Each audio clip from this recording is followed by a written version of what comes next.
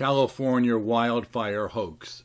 Yes, we're just winding down from two devastating wildfires in Northern California and also here in Southern California.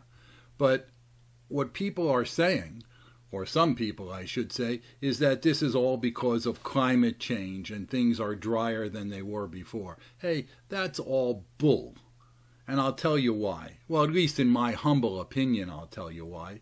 And the reason is that in nature, fires start. I've been out hang gliding years ago, and I saw a lightning strike on the side of a hill out around Anza Borrego. A fire started there.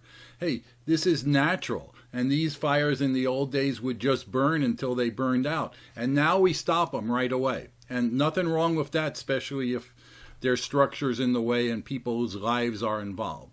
But by stopping him, we're letting a tremendous amount of undergrowth accumulate. And this accumulation of undergrowth, or tinder, whatever you want to call it, is just waiting for a spark, a lightning strike, or some insane person to start a fire out there. And then we're all in trouble. Year after year, living out here in Southern California, always around this season, it's front page news of the tremendous wildfires. Jerry Brown just said, okay, well, maybe we're going to make some changes to clearing out the trees and stuff. Well, hey, why do you have to wait till now? Is it because we lost 77 people or more in the latest Northern California fire? Hey, this is common sense, and unfortunately a lot of our politicians here in California have no common sense. Now, I'm going to talk about right here in San Diego an example of what I'm talking about to kind of show you in this video what the situation is, at least from my standpoint. This is Cowles Mountain. It looks beautiful. It's right at the eastern edge of the city of San Diego, bordering on Santee and La Mesa. There's a plaque up at the top. It's the highest point in the city of San Diego, not the county, in the city of San Diego. And there's great hiking trails up the front and also up the back, the Barker Way Trail.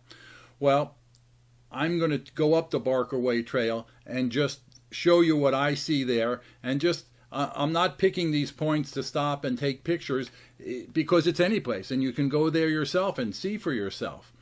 Now I want to give you a little history on Cowles Mountain fires.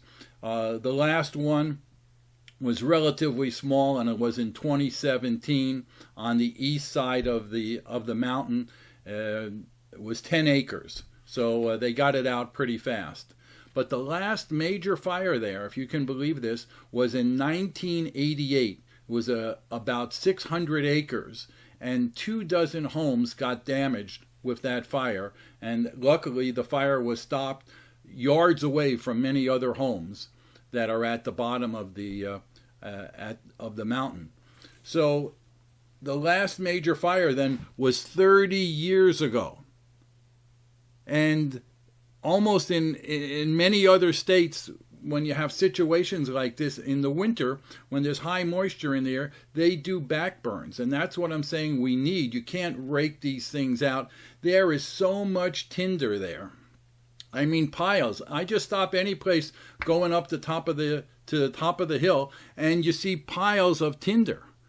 In one place, at least I would say about 2 feet tall was one pile that I saw. Again, I'm not picking these places out. I'm just stopping there. So people are saying, well, climate change and these fires are much hotter than they used to be and stuff like that. Hey, I don't buy that. Personally, if you have 3 decades of dead growth and tinder building up, hey, sure, that fire is going to be hotter than a fire that only had 5 years worth of fuel buildup. And the environmentalists say here, well, hey, we don't want to do backburns because it puts polluting smoke in the air and it can harm different species that are there. Hey, sure it can. I'm not disagreeing with that. But if we don't do backburns, controlled backburns in the winter, then we have what we had just now, 2 horrendous monster fires that killed plenty of of wildlife and put plenty of smoke and ash in the air. Wouldn't you want to have that controlled and do small burns at a time? Maybe, well, I don't know, I'm not a forester, but maybe do 100 acres at a time. And clear out this tremendous amount of fuel that's waiting there. I mean, that's all I have to say. This is the example that we have here in San Diego. Agree or disagree, but these are facts. Appreciate you listening.